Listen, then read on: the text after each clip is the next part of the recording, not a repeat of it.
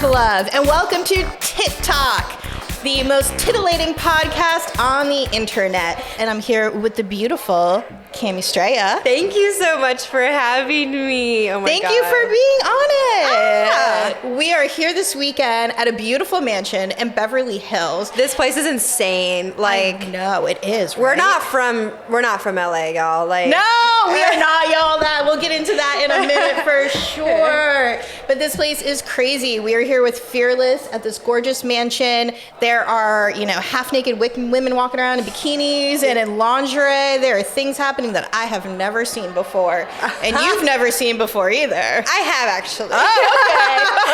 Actually, this is like pretty normal for me. Oh. It's like just another Saturday for me. It's just a normal Saturday for Cami. Well, how about you tell us a little bit about yourself? Yes. How did you get into modeling and OnlyFans? Yes, so I call myself a porn philanthropist. A lot of what I do is built around charity and raising money for causes, basically by making porn. But I basically got my start when,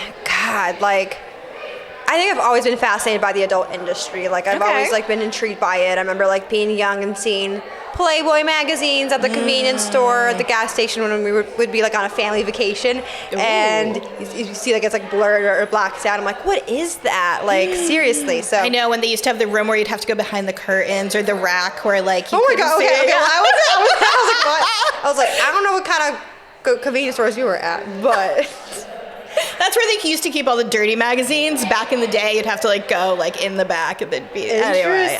No, it's but I basically started off with being a cocktail waitress at a strip club, and that evolved into actually stripping, and then from there I cammed, and then the pandemic hit, and I basically switched to online, and here I am. Wow. Now, you've actually shot for Playboy. I have.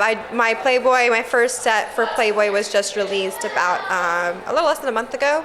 Oh, wow. Yes. That's so exciting. So what has happened to your life since doing Playboy? God. It's been absolutely insane. I got a little bit of plastic surgery done since then, but which I don't knock it. I really believe you can be still body positive and satisfied with how you look and your appearance, but still seek enhancements or still seek change in your body. Oh, absolutely. I think it's all about your mentality and your reason and your intentionality behind things, right? Mm-hmm. I thought I looked great before, but I'm like, you know what?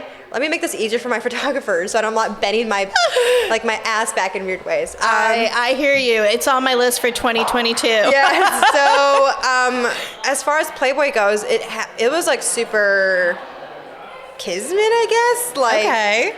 I mean, did I tell you the story of how it happened? No. How did they find you? Oh, well, it's not so because Playboy is no longer in print, right? As of the last, I think 2019 was the last year they did it. In print, they don't print anymore because it's 2021. Come on, get with the program. One of the photographers actually reached out to me, and she's a female photographer, and she's Madeline Northway. Absolutely amazing. She's actually based in Austin, Texas. You're from I live in Austin, Texas. Yeah. Amazing. That's what I thought. And she reached out to me, and she just said and again, at this point I'm freaking out because I'm like, oh my God, this is a photographer I've been drooling over, fangirling over for a while. I followed her on Instagram for 2 years. I was like, holy shit, she's messaging me right now. I'm like, oh my God. And so hey, we're casting new faces for Playboy. Would you be interested? I'm like, hell yeah. So she just asked, are you okay with nude? I'm like, bro. Maybe.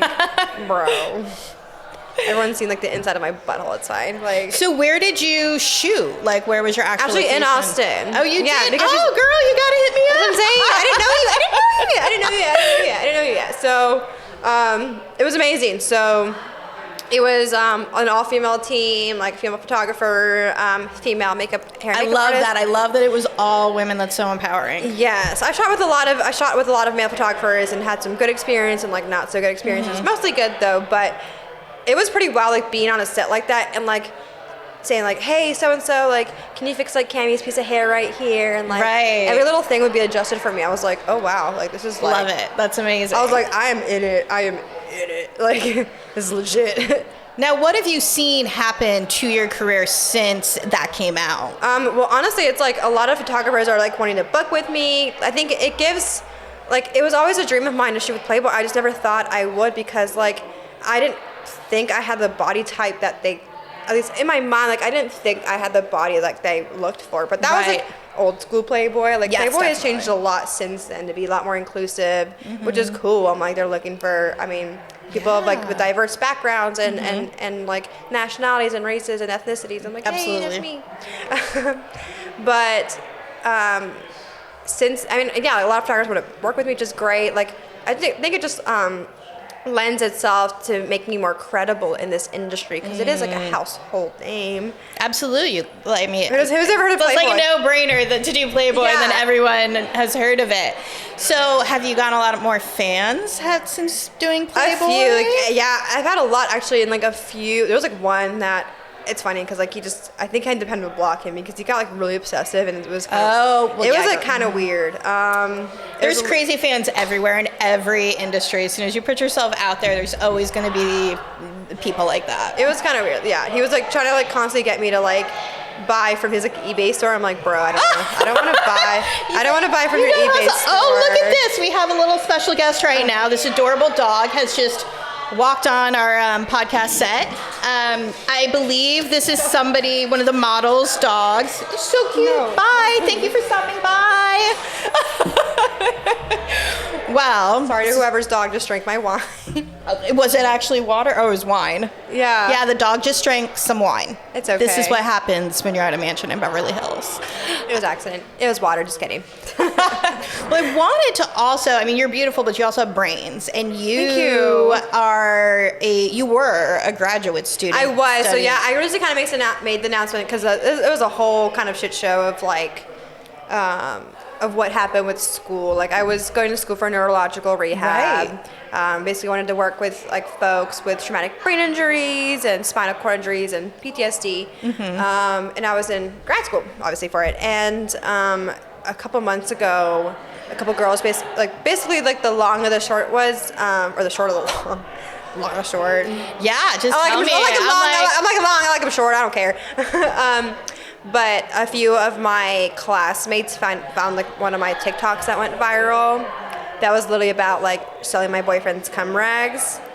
Yeah. Wow. Yeah, I saw weird things. I saw like a lot. There's a lot of people out there that want to buy those things, though. That's fine. That's cool. I'm here for it. But you made a TikTok about it, and people found out. And what happened? Well, legally, like my school can't like kick me out, but like because I went to such a conservative Christian, like founded. I'm whatever. I'm a woman of the earth. Whatever.